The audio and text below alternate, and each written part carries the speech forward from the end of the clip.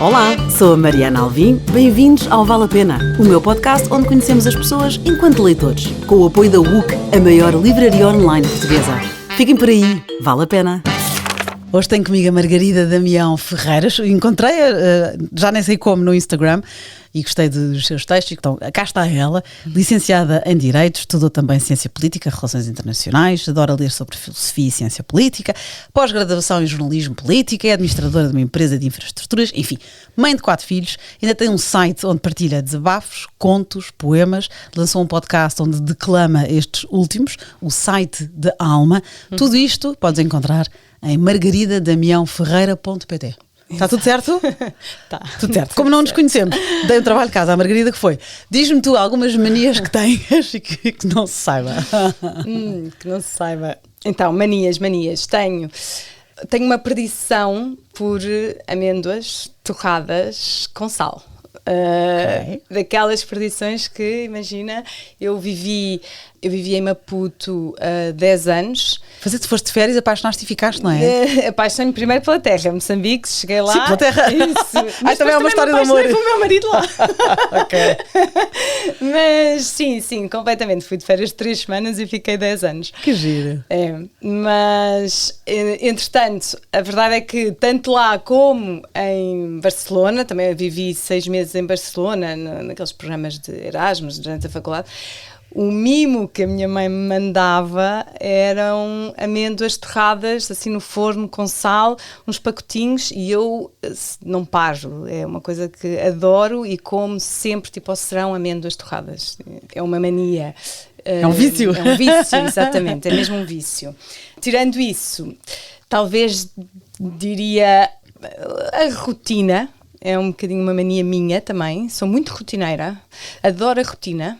E tenho na rotina uma aliada, ou seja, como tenho muita coisa ao mesmo tempo, quando saio da rotina perco-me um bocado. Então a rotina para mim eu adoro quando chego de volta de férias, é quando eu sinto que entro de férias, porque entro na rotina e portanto consigo fazer tudo aquilo que gosto de fazer e aprofundar um bocadinho aquilo que me dá prazer, porque nós, não sei se tens essa sensação, mas eu tenho muito, que é quando nós saímos da rotina, as coisas são muito imprevistas e nós não temos o tempo necessário dedicado a uma coisa para ir dia após dia aprofundando.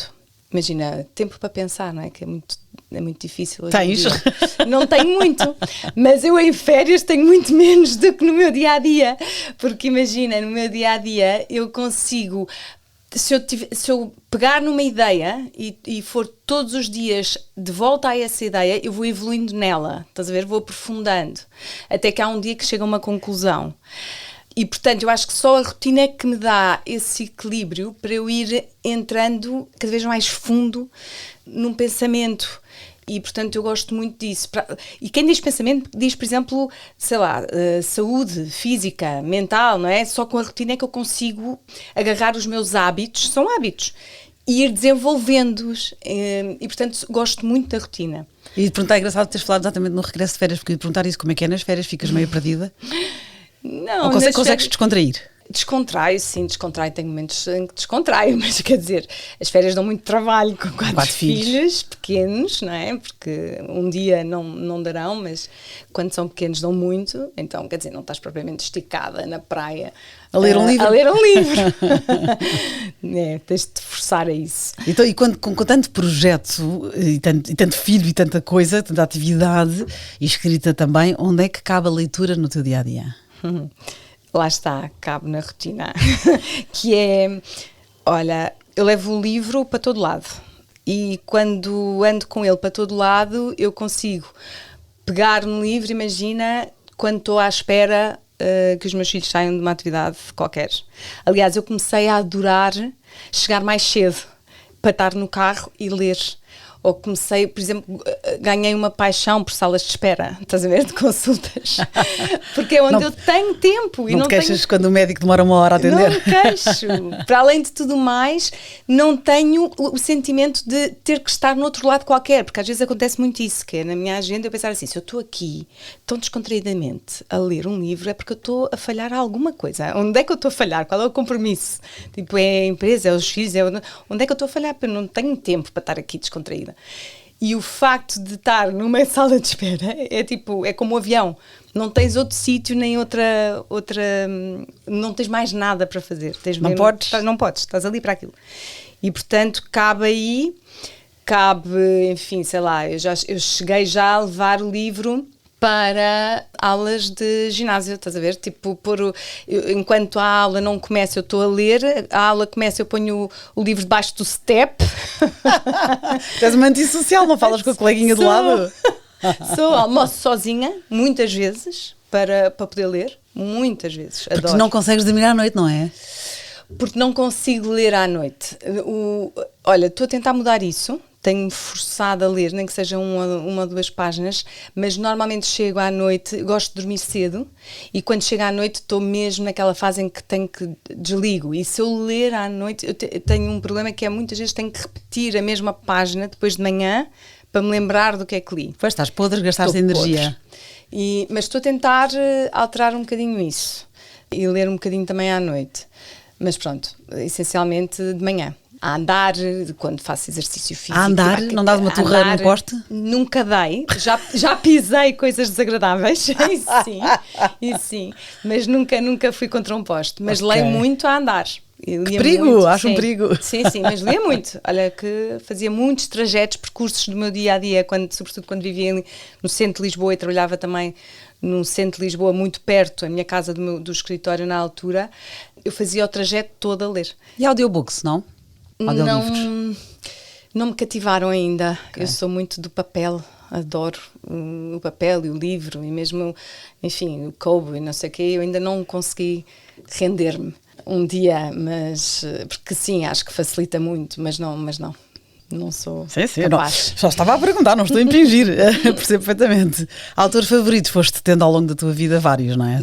Não é uma pergunta fácil. São vários? Não é, sim. Sabes que eu acho que os autores vão mudando um bocadinho conforme as fases em que nós estamos na vida. E portanto, eu já passei por várias fases, como é óbvio, e li, sei lá, comecei por ler, devorar talvez assim os clássicos portugueses, porque comecei por ganhar alguma paixão por Camilo Castelo Branco, o Essa, enfim, e comecei por aí, mas depois, entretanto, descobri a parte contemporânea dos portugueses também e devorei muito António Lobo Antunes. Li também, enfim, às tantas, aqueles clássicos do Camus, o Boris Vian. Há fases em que me dedico a determinado género, eu acho. E não tenho propriamente autores ou um autor preferido. Tenho vários ao longo da vida. E depois tenho, obviamente, Sofia de Mel Breiner na poesia, ou Fernando Pessoa. Enfim, não consigo dizer um. É muito difícil. E sempre gostaste de poesia, de ensaios filosóficos e filosofia política. Portanto, romance, tens vários também géneros literários favoritos. Sim, tenho. Hoje em dia gosto imenso de ler romance, ponto, sem nada por trás. Mas durante muito tempo lia romances históricos, biografias também, biografia do Churchill, adorei. Há biografias que me marcaram e depois tenho uma paixão também pela filosofia, assim, filosofia política. Tudo aquilo que fosse... eu tirei o mestrado em ciência política e para mim não era mesmo uma paixão, porque não era nada um sacrifício ler livros como, por exemplo, O Príncipe de Maquiavel ou O Contrato Social do Rousseau ou, sei lá, o Isaiah Berlin. Por exemplo, adorei O Choque das Civilizações do Huntington e aquele outro do Fukuyama que eu também adorei, que era o Fim da História, O Último Homem. É um género que me faz pensar. E aprendes e não tem nada a ver com política no sentido de debate, tem mais a ver com a teoria, a filosofia, a política por trás das ideias, a ideologia, E enfim, sempre adorei. É isso. Boa, muitos géneros. Então agora vamos em concreto aos livros, assim, que foi também difícil escolher 4. Vamos tentar aqui passear para alguns, exato, resumir. Olha, este fiquei toda contente, porque por acaso falaram há pouco tempo, mas de facto é um livro que não se fala aqui muito, fala-se menos do que eu estava à espera. O Retrato de Dorian Gray, do Oscar Wilde. Recomendo a conversa com o Pedro Pires, que também, aliás, ele jantaria com o Oscar Wilde, e tu jantarias com o António Lobo Antunes, não é? E com a Sofia Malbrenner. Mas pronto, então o Retrato de Dorian Gray, conta-me lá. Lembras-te quando é que o leste? Olha, não me lembro bem quando é que o li. Podia apostar aí, não sei, nos meus 20 anos, 18, talvez antes, eu andava no liceu, portanto deveria ser adolescência. Antes. Sim, eu acho que, eu não sei porque é que me marcou tanto, mas sabes que eu acho que nós quando lemos, e daí achar, por exemplo, este podcast de outros parabéns, que acho que é mesmo serviço público, porque que bom, obrigada. Mesmo, porque sabes que eu acho que quando nós lemos, nós ganhamos aqui uma biblioteca de sentimentos cá dentro que nos são registados por aquilo que lemos sem nos apercebermos. Ou seja, no fundo é das únicas ações que temos em que estamos completamente sem defesas. E, portanto, tudo aquilo que nós estamos a absorver, ela entra-nos de imediato e fica lá num registro qualquer. E eu acho que às vezes não se consegue identificar muito bem o que é que o livro nos trouxe, ou porque é que nós gostámos tanto dele naquela altura, mas certamente ficou lá registada alguma coisa que depois mais à frente na tua vida, numa qualquer situação, ou mesmo na formação da tua personalidade, tu vais lá buscar, está lá, e aquilo construiu-te de alguma forma. E eu até digo que isto é serviço público, porquê? Porque eu acho que é a melhor forma de tu conseguires tornar as pessoas mais empáticas, e o que nos falta, enfim, na sociedade é muita empatia, porque nós, a partir do momento em que tu tens esses sentimentos gravados, tu muitas vezes simpatizas com um vilão ou com alguém que cometeu um crime, não é? E depois a verdade é que esse tipo de sentimento te torna mais capaz da compreensão ou até da aceitação de alguma ação que a princípio tu julgas. E daí até podes vir a ser, se calhar, um ótimo juiz. E então, como se fosse uma ginástica, como se fosse um treino à tua inteligência emocional. É totalmente um exercício de inteligência emocional que tu carregas, assim, levas uma injeção, cada vez que lês um bom livro, levas uma injeção de determinadas emoções e depois tu vais usando ao longo da vida conforme aquilo que for necessário ou até queres desenvolver. O Retrato de Dorian Gray é um livro que me marcou muito por falar, ou pelo menos a ideia que eu tenho dele, é de falar do narcisismo e da forma como a vaidade e a paixão pela beleza te pode, no fundo, levar a cegar, ou seja, a personagem principal acaba por ser é a musa, não é?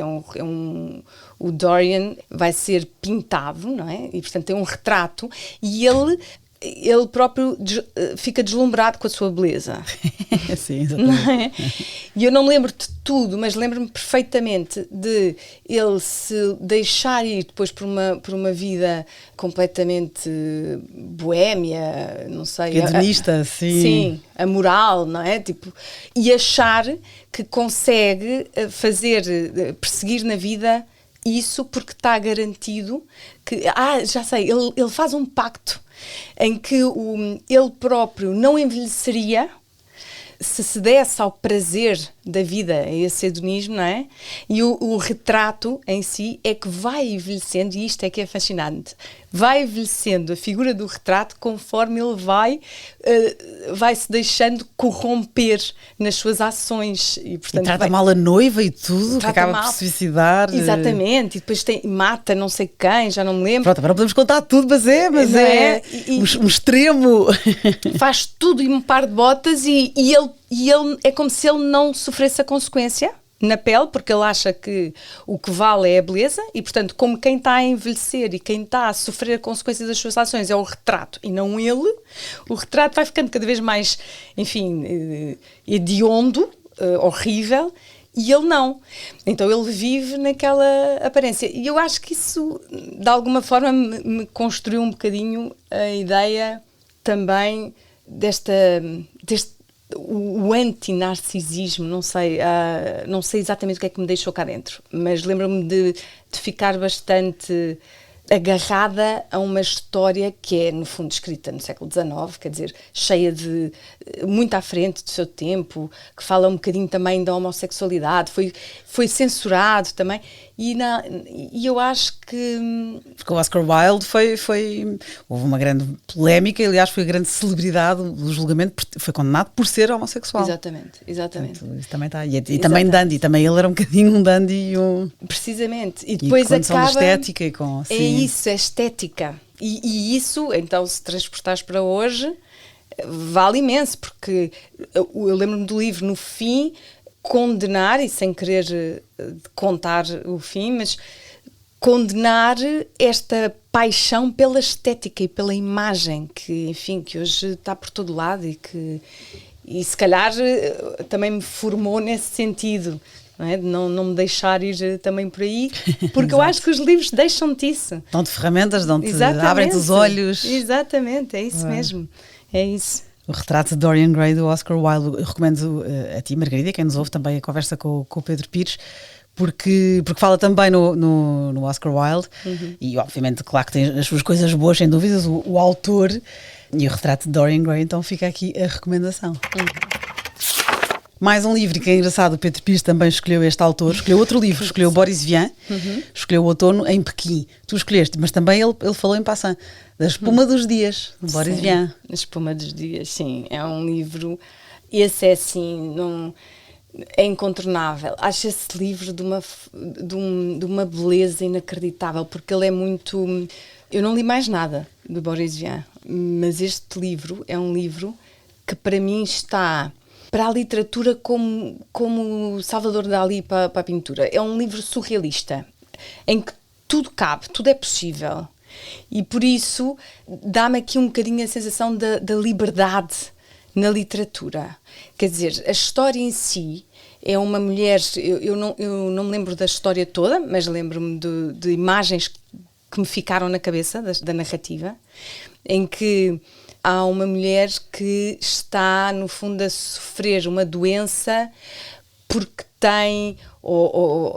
é um nenúfar no pulmão. Exatamente, nenúfar no pulmão. E a cura é maravilhosa. Maravilhosa. A cura é através das flores. Ela tem que estar rodeada de flores. E o marido empenha-se, tipo, faz 30 por uma linha, porque endivida-se para ir comprar flores para curar. E, quer dizer, isto é surreal, vale tudo, mas ao mesmo tempo tem aqui... Não é só a parte surreal da coisa. Tem uma paixão e depois a narrativa conta essa paixão, não é? Porque ele não trabalhava, depois passa a trabalhar e sujeita-se assim, a tratamentos mais, enfim, penosos em termos de trabalho. Eu lembro-me disso. E para mim há uma imagem no livro que eu nunca esqueço, que é, à medida que a doença progride, o quarto em que ela está vai diminuindo em termos de espaço, tipo, como se as paredes fossem fechando e apertando cada vez mais. Mas não é as flores, não é o espaço que sobra das flores? Okay. Não te consigo dizer exatamente, porque isto foi o que me ficou, mas é como se a doença vai aumentando nela. Ocupa espaço. E o quarto, o espaço que ela tem físico na vida, estás a ver, vai diminuindo. E isto é incrível em termos literários, porque para mim é a liberdade total. Tu podes pensar no que quiseres e escreve o que quiseres. Estás a ver? Acho espetacular. E há aqui outro enredo, porque há outro casal. E o homem do outro casal é obcecado. E depois aqui também, lá está, por falares em podes fazer tudo, não é? Que é, obcecado pelo Jean-Paul Sartre. Pois é. Que é obviamente a brincar com o Jean-Paul Sartre. E então, que é uma antistrofe, a inversão da ordem das palavras, e depois ao longo do romance há referências a várias obras de Sartre, que ele brinca com o autor, brinca com as palavras, de forma até a formar novos títulos e agir, para obviamente quem não conhece bem, não percebe as piadas, mas é giro investigar, não é? Porque às vezes é mesmo o sinónimo, portanto há um livro que é a náusea e ele chama-lhe o vómito. Exato. A carta e o néon, e ele troca com o ser e o nada, lettre et le néant, lettre et néon. Pronto, peço desculpa pelo meu estado. Pronto, mas há aqui muitas brincadeiras, é o que tu dizes, isso. a liberdade da literatura. E a questão de tu, eu adoro isso, adoro a questão de tu não teres medo de poder brincar, estás a experimentar e brincar. Adoro isso, acho, e conquistou-me muito, porque acaba por ser a possibilidade da experiência. De experimentar, escreve assim, escreve assado, o que é que isso interessa, se está correto ou não está, não é?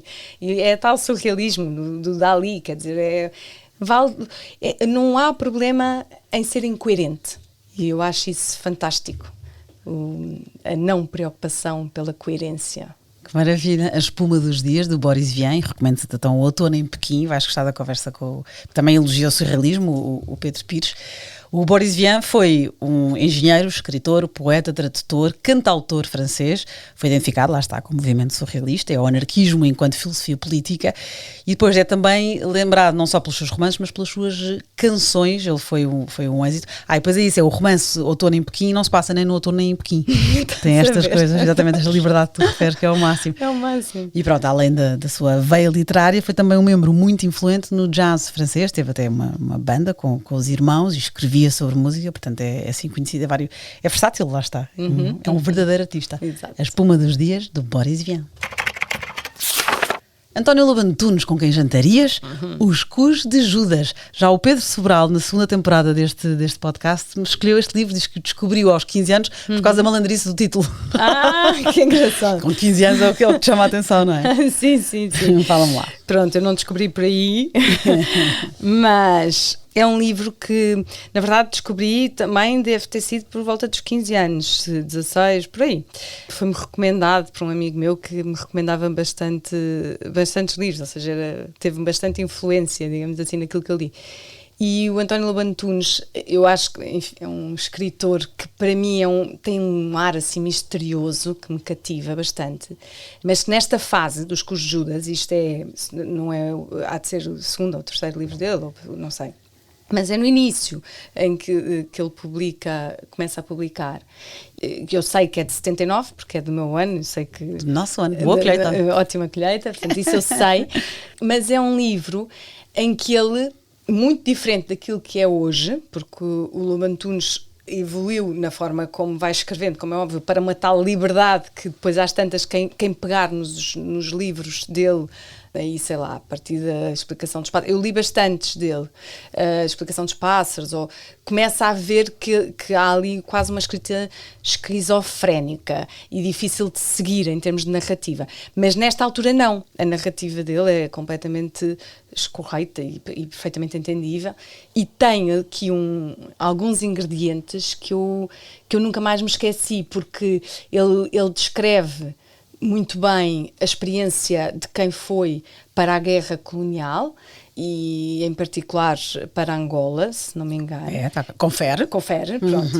E depois, o que eu acho que me cativou mais foi no regresso a forma como uma pessoa que tem determinada vivência, determinadas experiências que se julgam num contexto completamente diferente, como era o contexto social em Portugal, com uma leviandade que a pessoa que viveu e regressou não consegue sequer, não é conceber, não consegue conviver com, e portanto tem ali todo um contexto. Por exemplo, eu lembro-me de uma figura que me fez rir à séria, que foi a figura das tias que ele descreve, às tantas com as dentaduras que riam numa sala, e o que é que ele faz? Ele está a descrever os pensamentos que vão na cabeça dele quando é deparado com todo o mundo em Portugal, naquela altura, que vivia a experiência da guerra à distância e que não compreende minimamente como é que fica a pessoa que viveu, não é? Quem é que está ali à frente deles, como ficam os laços familiares dessa pessoa, todo o país, as crianças, lá em Angola, por exemplo, que contrastam radicalmente com aquilo que ele tem de repente de nem é aceitar, com o que ele tem que dialogar. Não é? Cá. Ele o narrador. Porque isto é um encontro noturno com uma mulher, não é? Ele conta a história e é um grande monólogo a falar exatamente o que tu acabaste de escrever. E é engraçado porque tu, estás na cabeça dele, não é? Do narrador, e ele vai contando isso e contando da forma como viu aquilo que viu, como integrou aquilo que viu nele. A sua vida. Exato. E depois o contraste do que se vive cá ao mesmo tempo.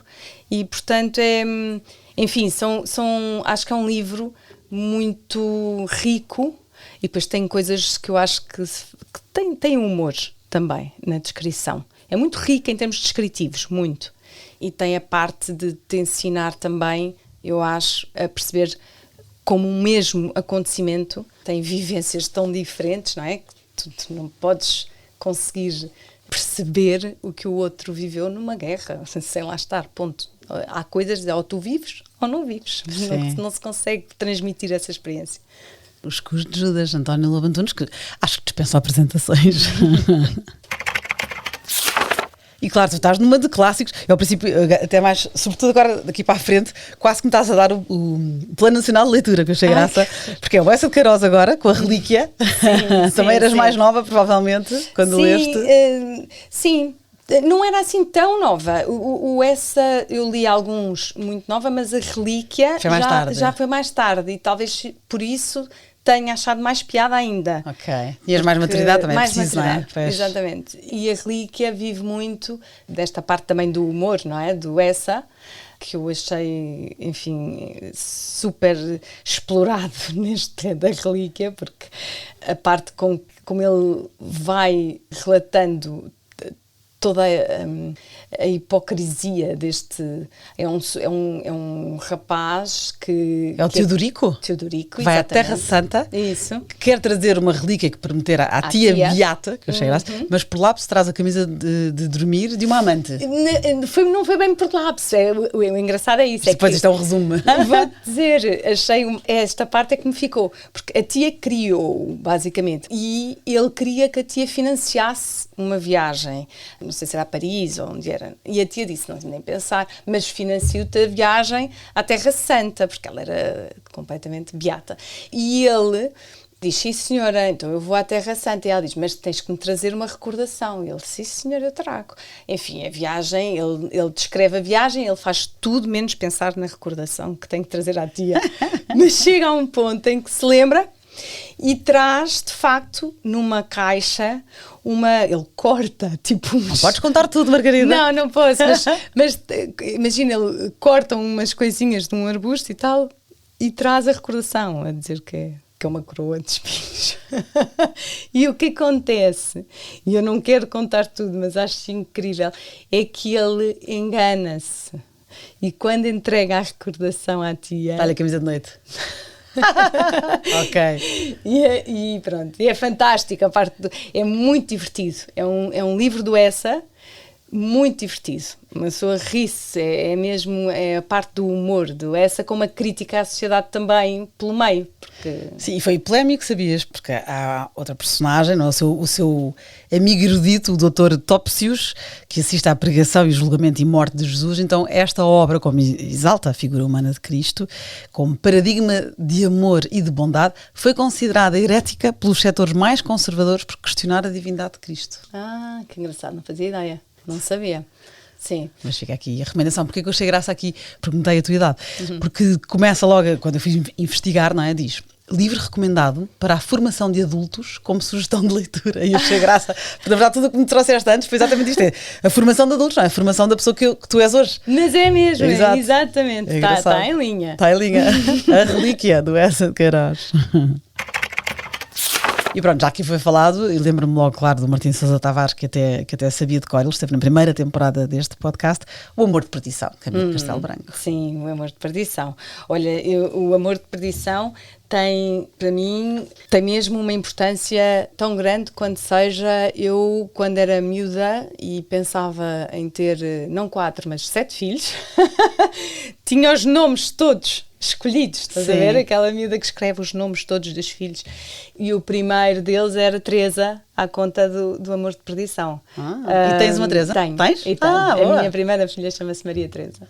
E não há um Simão, porque o meu marido crucificava-me se eu tivesse Simão.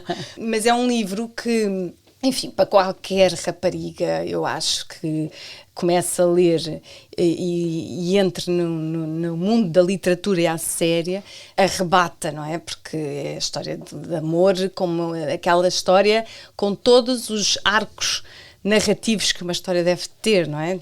Com aquela força da paixão, da proibição, depois da forma como há uma grande tragédia, da prisão, do afastamento, enfim, tudo isso, todos esses ingredientes estão lá. E, portanto, esse livro, eu acho, traz-nos, quando lemos, lá está, no meu arquivo, na minha biblioteca de sentimentos, eu acho que ele me trouxe claramente a paixão e o saber, aquela vivência arrebatadora das coisas. É um livro fantástico que eu acho que eu gostava muito que não se deixasse de ler em determinadas idades. Eu acho que era, no meu tempo, eu li, adorei-o e lembro que fiquei fascinada, porque já achava que tinha descoberto que queria ser escritora quando fosse grande, que ele escreveu em 15 dias. Mas ele lê-se na escola, é obrigatório, ele escreveu durante 15 dias. Não fazia ideia. Foi escrito em 15 dias, ele estava preso na altura, exatamente por adultério. Claro, sim. Foi escrito na cadeia e escreveu em 15 dias. Sim, senhor. Lá está, mas só pode, porque é arrebatador, ou seja, ele tem que ter começado e não parou de escrever, não é? É mesmo isso. Que engraçado, não fazia ideia. É verdade. Luís Maninhas, Amor de Perdição, do Camilo Castelo Branco, ele que o chamou Memórias de uma Família. Foi assim o subtítulo, vá. Fica aqui a recomendação. E agora vou aqui resumir estes dois que eu tinha, as tuas muitas escolhas, mas que é importante até porque há pessoas que me perguntam, até livros para os mais jovens, mas isso também estás tu a ter em conta. Mas depois, como tu trouxeste um excerto do outro livro, vou guardar algum espaço para este excerto que tu disseste que querias ler, mas assim muito rapidamente queria só, porque achei graça e também não foi falado. Jorge Amado, trouxeste O Gato Malhado e a Andorinha Sinhá, que é uma história de amor impossível, não é? Entre um gato e uma andorinha. E depois a Teresa Batista, Cansada de Guerra. O nome é ótimo. É a luta de uma mulher num ambiente quase sempre áspero e hostil. Poderosamente hostil. Exatamente. O Jorge Amado é um autor dos tais que numa determinada fase da vida foi dos meus autores preferidos também. Portanto, li muitos livros dele também. O Gato Malhado e a Andorinha Sinhá tem para mim ali muita coisa que faz muito sentido em termos de análise social e portanto tem personagens que descrevem muito bem estereótipos de pessoas na nossa sociedade e por isso são muito engraçadas de ver, não é? E as diferenças até de estrato social, não é? Exatamente. A Andrinha que tem que estar com o roxinol, o gato não pode, enfim. Precisamente, portanto, é um livro muito pequenino, muito fácil de ler, que se pode ler de várias formas, porque pode ser só quase que um conto para crianças. Sabes que, desculpa interromper-te, mas foi literalmente este livro, Jorge Amado escreveu para o seu filho João Jorge, quando ele fez 1 ano. Foi um presente que ele escreveu para o filho. Ficou guardado nas coisas do filho. O filho, quase 30 anos depois, descobre esse livro. Mandaram ilustrar. E diz o autor, o texto é editado como o escrevi em Paris, há quase 30 anos. Se fosse bolir nele, teria de reestruturá-lo por completo, fazendo-o perder a sua única qualidade, a de ter sido escrito simplesmente pelo prazer de escrevê-lo, sem nenhuma obrigação de público e de editor. Ele escreveu para o filho. Engraçadíssimo, sim. Muito bom. Mas é isso, é que eu acho que se lê, e pode-se ler exatamente assim, que é como se fosse um conto infantil muito simples. Com uma moral. Só que tem imensa coisa lá dentro, imensa. Portanto, se tu o leres numa idade adulta, aquilo que retiras dele é muito, é a tolerância pela diferença, é a capacidade de, ou pelo menos a preocupação que deves ter em não fazer julgamentos, é o tentar que tudo seja possível desde que queiras, que sintas, que faz sentido, enfim, há uma série de coisas ali e há uma crítica enorme a estereótipos sociais e é muito engraçado por isso. Eu li já também numa fase mais adulta e fez parte, enfim, eu guardo muitas coisas dos livros que leio na vida mesmo, e só para teres aqui, uma curiosidade, eu casei com sapatos onde foi pintado num pé gato malhado e no outro andorinha sinhá.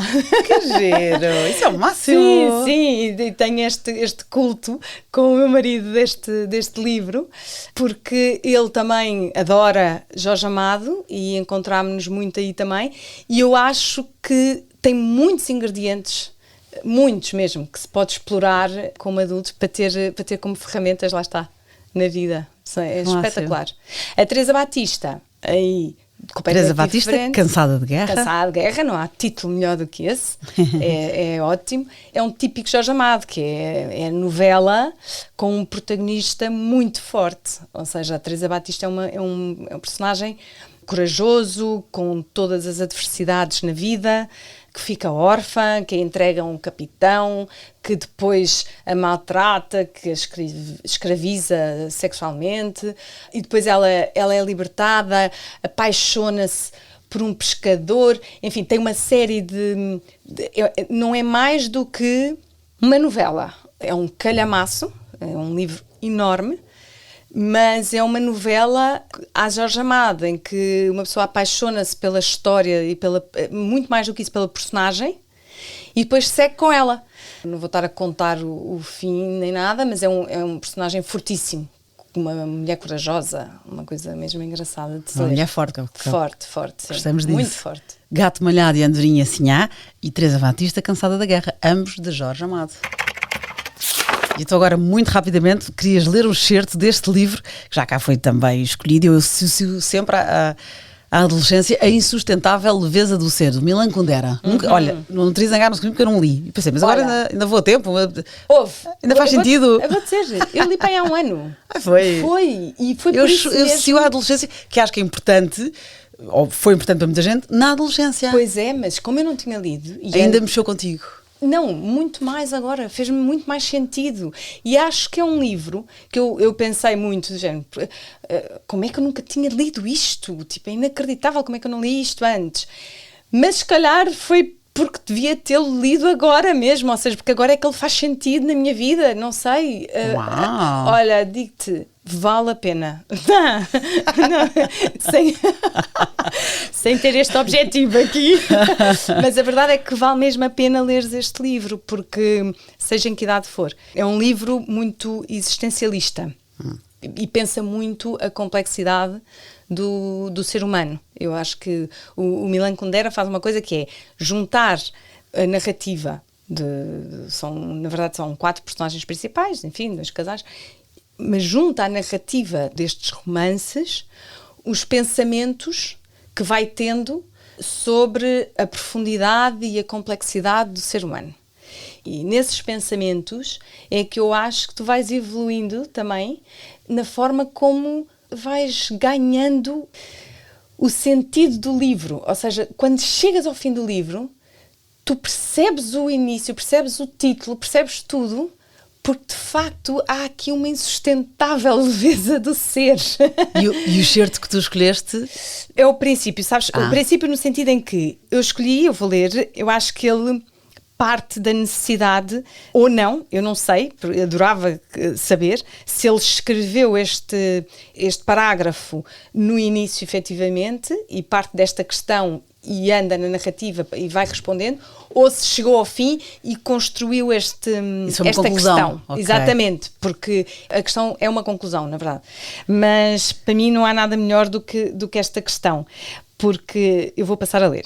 Quanto mais pesado o fardo, mais próxima da terra está a nossa vida e mais ela é real e verdadeira. Por outro lado, a ausência total de fardo faz com que o ser humano se torne mais leve do que o ar, com que ele voe, se distancie da terra, do ser terrestre, faz com que ele se torne semi-real, que seus movimentos sejam tão livres quanto insignificantes. Então o que escolher? O peso ou a leveza? Ok. É uma questão. Pois, é uma questão e também é uma conclusão, percebo perfeitamente o que estavas a dizer. É. Boa. É isso. bom. Vale a pena. Vale a pena pensar nisso. É insustentável, leveza do ser, Milan Kundera. Agora vais ter que ser rápida no gatilho, porque eu vou-te dar aqui uma data de opções. O Retrato de Dorian Gray, Oscar Wilde, A Espuma dos Dias, Boris Vian, Os Cus de Judas, António Lobo Antunes, A Relíquia, do Essa de Queiroz, Amor de Perdição, Gato Malhado e Andrés, Jorge Amado e A Insustentável Leveza do Ser. Escolhe É claro que eu, enfim, já pensei nisto, não é? Porque eu sou o teu podcast, portanto sei que isto vem aí. Obrigada. E eu escolho A Espuma dos Dias. Ok. Sem dúvida nenhuma. Boris Vian. Sim. É um livro que nos permite tudo e vale mesmo muito lê-lo. Constrói-nos aqui a possibilidade do incrível. E isso fascina-me. A Espuma dos Dias, Boris Vian. Agora mais uma pergunta difícil. Ao dia de hoje, se a tua vida desse um livro, qual seria o título? Que horror! Eu estava com esperança que não fizesse isso.